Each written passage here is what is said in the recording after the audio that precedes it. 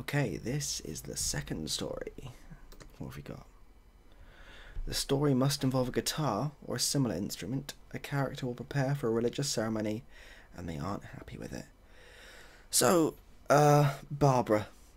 Barbara is part of a religious organisation. Not a cult, but a religious organisation that isn't officially recognised by any state or government and is deemed dangerous by Germany. And so, what they've done, they're going, okay, we need a little sing-song. We need something to cheer everyone up, to really get them going. Can you play any instruments? And Barbara goes, no, I can't play any instruments whatsoever. And they go, oh, okay. Can you learn a musical instrument? And Barbara goes, no, I can't learn a musical instrument either. I'm tone deaf. I'm actually deaf. I'm deaf. She signs to them. So is what she says. And they go, what? Because they can't read sign language. And I've realised I've made this story incredibly hard to continue because there can be no communication between the main character and everyone else will carry on. So they say to the Barbara, okay, because she can lip read, she's really good at lip reading. They say, okay, what I want you to do is just, they hand her a guitar. She goes, thank you for the guitar. And they go, okay, just learn this. They put some sheet music in front of her. And they say, learn this by 5 o'clock tonight, because that's when the super important ceremony is happening.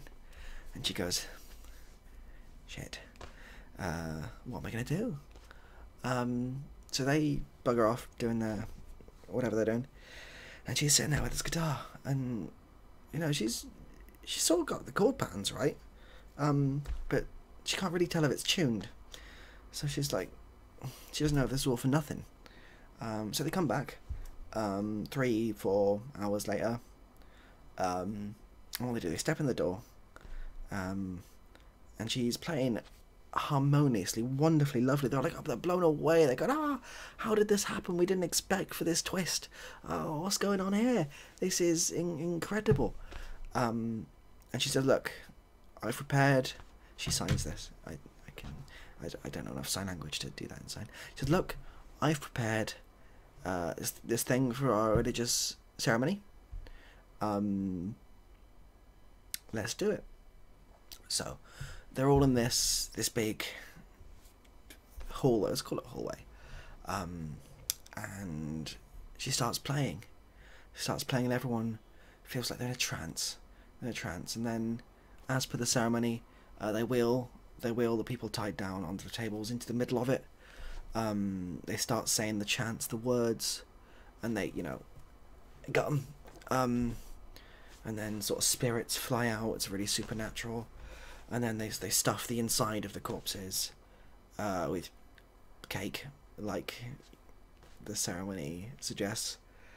And these people, they come back to life as cake people. And she's playing this harmonious tune, and the cake people are walking around. And then all of a sudden, the police walk in. The police bust in. They go, "Hey, stop what you're doing. This is wrong. This is wrong and narratively confusing. Stop." And they all go, "Oh, no, we've been caught. Fuckity whoops." And they all get arrested. Cake people, eaten. It is because they're made out of cake. The police officer, they can't really resist. One of them's diabetic, he couldn't have any, but the rest of them, you know, it's like, oh, is this cannibalism? Is it a treat? Who knows?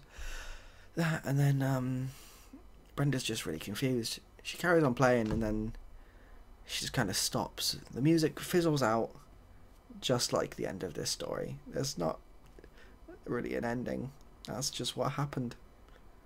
That's a tale. That's a tale as old as time, that. One day your grandkids are going to say, "What were you doing when Brenda stopped playing?" And you'll be like, "Well, I was watching some twat on YouTube." There we go. There we go.